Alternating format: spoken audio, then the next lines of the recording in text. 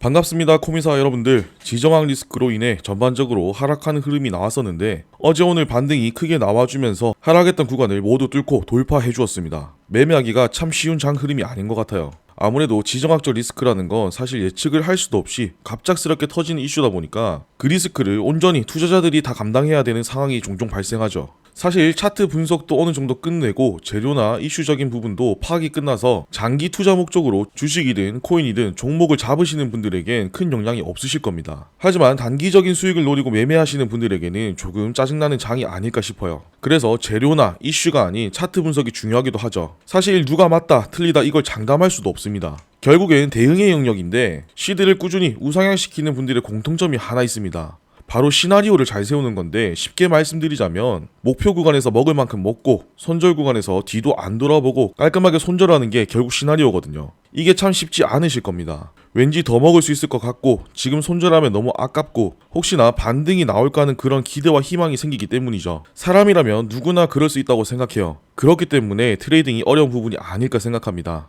지금은 리플이 큰 움직임을 보이지 않고 있습니다. 그러다 보니 비트가 흘러가는 대로 흐름을 따라가고 있죠. 리플을 투자하시는 분들에게도 저는 항상 권장드리는 건 계란을 한 바구니 안에 담지 마셔라, 이 부분을 강조드립니다. 리플도 분명히 좋은 종목인 건 맞죠. 하지만 리플만 바라보고 있기에는 기회비용이 아깝다는 겁니다. 그리고 어떤 예상치 못한 리스크가 터졌을 때 그게 거시적인 부분이 아니라 리플 이 한 종목에 대한 리스크가 터졌을 땐 그 피해를 고스란히 100% 감당하셔야 된다는 거죠. 그렇게 투자하시는 건 정말 좋지 못한 습관이라고 우선 말씀을 드리고 싶고요. 지금부터라도 다른 좋은 종목을 찾으셔서 분산 투자하시고 반드시 일부는 현금으로 가지고 계셔야 합니다. 왜냐? 이렇게 예상치 못한 리스크가 터졌을 때 대응을 할 수 있는 시드가 있어야만 적절한 대응을 할 수 있기 때문이죠. 보통 일반 투자자분들이 가장 못하시는 게 현금 보유와 손절인데 이런 상황이 생기면 어떻게 하냐? 무교이신 분들도 이때부터 기도를 엄청 하십니다. 그리고 깊이 잠자는 것도 못하죠. 수시로 일어나서 휴대폰을 봐요. 우리 리플이 올랐나 내렸나. 이렇게 투자하시면 정말 건강도 다 버리시고 큰 돈도 못 보실 겁니다.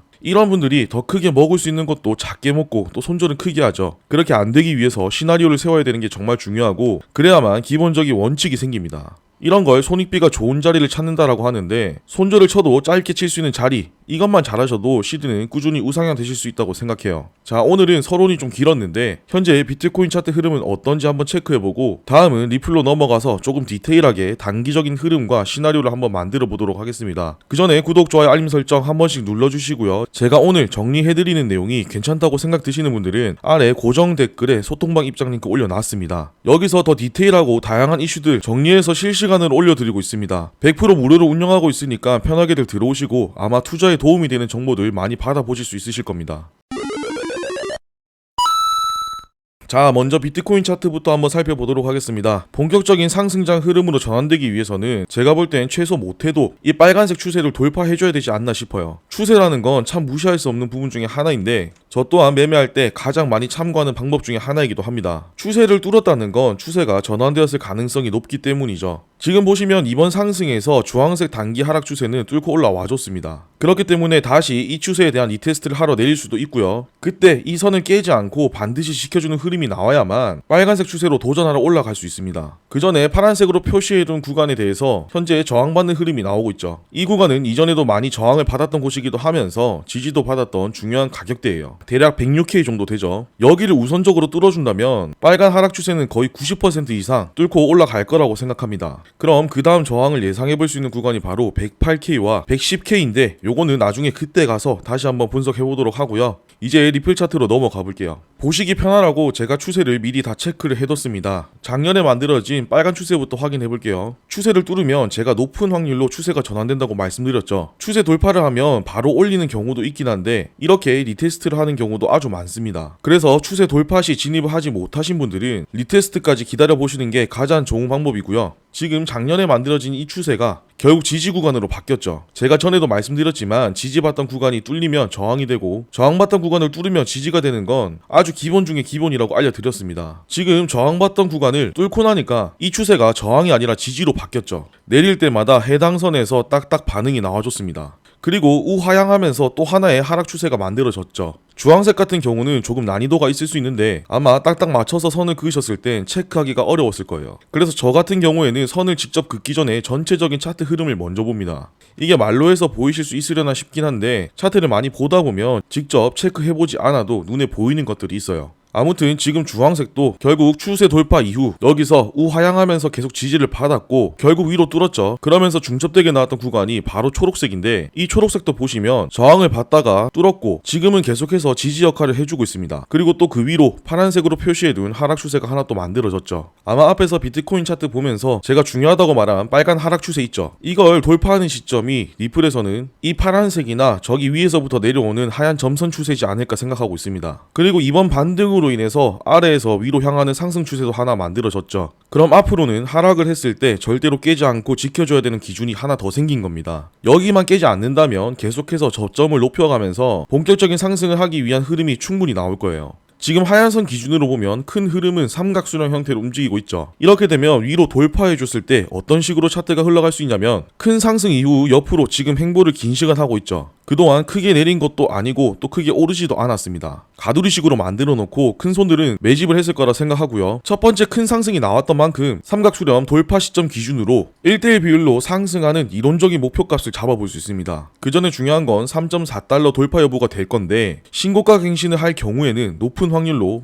빠른 상승을 예상해 볼 수 있고요. 3.4달러를 뚫지 못하고 다시 빠질 경우에는 실망 매물이 나옴으로써 단기적으로든 크게든 하락하는 흐름이 한 번 더 나올 수 있습니다. 아무튼 저는 그럴 확률이 높다고 보여지는 차트는 아니라고 생각하고 있어요. 그러면 제가 지난번에 상승을 어디까지 할 수 있는지 다양한 근거들로 잡아드렸었는데 그게 어디였죠? 바로 15달러에서 17달러였습니다. 제가 현재 주봉으로 큰 상승 채널로 움직이고 있다고 말씀드렸었죠. 상장 이후 고점을 찍었던 이 추세를 따라가다 보면 상승값을 예상해볼 수 있었던 구간이 바로 여기고 여기가 15달러에서 17달러예요. 근데 이제 한 가지 조금 걱정이 되는 건 여기 앞에 보시면 21년도 불장 때 움직임 보이시죠? 여기도 삼각수렴 형태로 움직였는데 아래로 빠지면서 채널 가장 하단 구간으로 빠졌고 그 이후로 2년이 넘는 시간 동안 횡보했습니다. 정말 지긋지긋했는데 만약 이번에도 하방으로 빠질 경우 이 추세선을 기준으로 해서 비슷한 형태로 차트가 한 번 더 흘러갈 수도 있을 거라고 생각해요. 기간도 비슷하게 걸리지 않을까 싶습니다. 근데 그럴 확률이 저는 크게 높지 않을 거라고 생각하는 게 지금 주봉에서 보시면 큰 저항 구간 제가 체크해드렸었죠. 하나는 상장 이후 고점, 또 하나는 불장 고점인데 그렇게 강하게 저항받던 구간을 결국엔 돌파를 했고 지지를 해주고 있는 모습입니다. 그리고 시기적으로 지금 스테이블코인 관련 법안도 그렇고 XRP가 가지고 있는 여러 사업들과 기술들로 인해서 많은 주목을 받고 있는데 이게 이슈가 되고 계속해서 뉴스로 나오고 있다는 건 새로운 흐름으로 접어들었다고 생각합니다. 이 앞에 이 구간이 1막이었다고 하면 지금부터는 2막이 시작됐다고 봐요.